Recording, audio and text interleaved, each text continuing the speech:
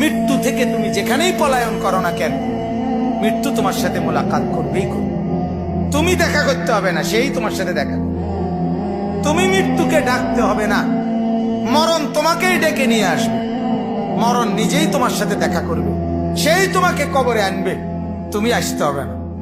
হাদিসের মধ্যে আছে, আল্লাহর নবী সাল্লাল্লাহু আলাইহি ওয়াসাল্লাম হাদিসে ইরশাদ করেছেন, প্রত্যেকটা নাফরমানের লাশ যখন খাটের মধ্যে করে কাঁধে তোলে, মানে কবরস্থানে নেওয়ার জন্য যখন লাশ খাটের মধ্যে কাঁধে তুলে নেয়, তখন এই পরিমাণ চিৎকার করে ওই নাফরমান লাশের খাটের মধ্যে।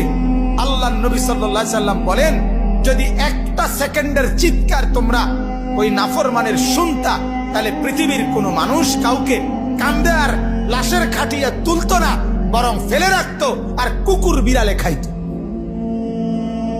এরা শুধু চিৎকার করে না।